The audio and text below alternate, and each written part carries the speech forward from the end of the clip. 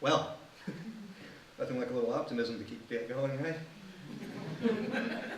So what struck me as interesting in the story of Amos is that Amos is essentially arguing with God. They have a back and forth in the beginning. We see a vision broken up into 3 segments.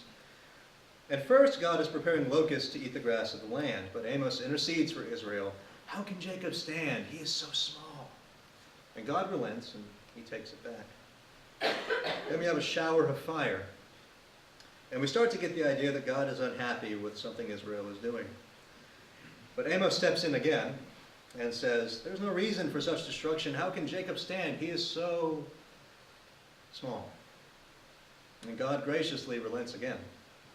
Finally, in addition to locusts and fire, God shows Amos a wall with a plumb line.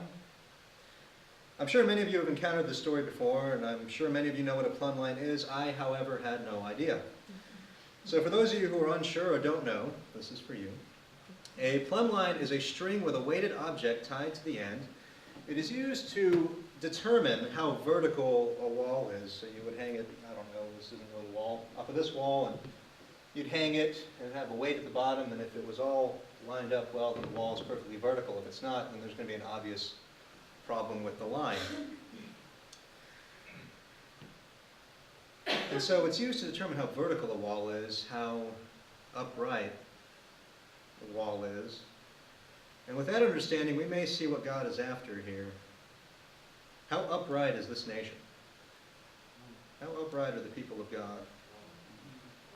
So Amos is writing in a time of corruption. It's a time of false piety, of cheap righteousness. The governing and spiritual authorities are concerned with feasting, festivals, and grand gestures in the view of the public that show how righteous and how holy and how special, how strong and mighty they are.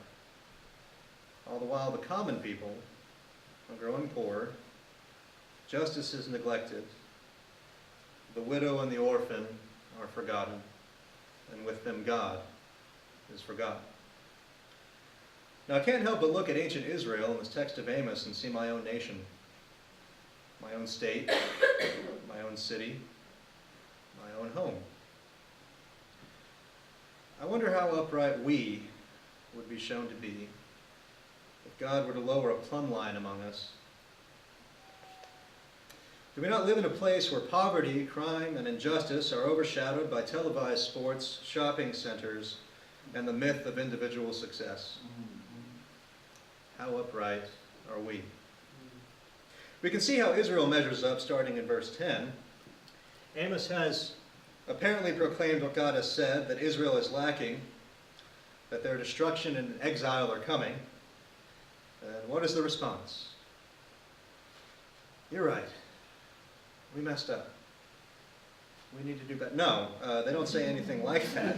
As a matter of fact, they're nowhere near that mark. The priest of Bethel, Amaziah, says in verses 12 and 13, O seer, go flee away to the land of Judah, earn your bread there, and prophesy there. But never again prophesy at Bethel, for it is the king's sanctuary, and it is the temple of the kingdom. It is the king's sanctuary. It is a temple of the kingdom. It doesn't sound quite upright. Amaziah is testifying to the corruption of the nation under King Jeroboam. What always has been and always should be God's is now the king's, and it belongs to the kingdom. I dare say we know a little something about this as well. Black lives matter. Poor lives matter. All lives matter. So long as they do what they're told, when they're told, how they're told. Otherwise, maybe not. It's amazing how many church-going folk I've met that can proclaim God's creation of all humanity in the divine image, and yet at the same time stand behind a system that devalues life, that opposes it in any way. It's amazing that anyone, church-going or not, can be content with such a system. So perhaps we're not quite upright either. So what does Amos have to say? We can see now he doesn't make any arguments for Israel. He doesn't talk about how small Jacob is anymore. He says, starting in verse 17, oh yes, your wife shall become a prostitute in the city, your sons and your daughters shall fall by the sword, your land shall be parceled out by line. You yourself shall die in an unclean land, and Israel shall surely go into exile away from its land. Israel is not found to be upright. God is in fact just in God's assessment. Go figure. So what is to be said to us now? What can we say to a nation that uses diversity as a segregating tool? That says it's great to have all these people sharing their experiences to each other on their own time.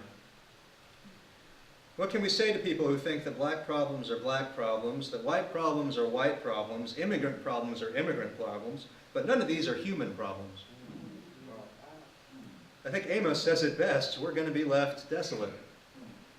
We're going to be laid waste. This house will meet the sword. We will all go into exile together. Away from the land of prosperity we thought we had. If we all do not alleviate suffering, if we all do not repair relationships, if we all do not fight for our brother and sister wherever and whoever they may be, no amount of power or prosperity, prestige or success will be able to stop the inevitable. As preachers, brothers and sisters, it begins with us. Now I know what you're thinking. It sounds pretty difficult there, Jordan. I agree, it's not easy. Many have tried and failed, Jordan. Well, of course, people were involved. But that's the idea, isn't it? That's kind of the trick. People are always involved. Something always needs fixing. Maybe we're never supposed to stop trying. It's almost as if it's an ongoing work. Now, if only there was some constantly present, continuously working force that let us know when something is wrong and that encouraged us to participate in the transformation process. Ah, good news, everybody.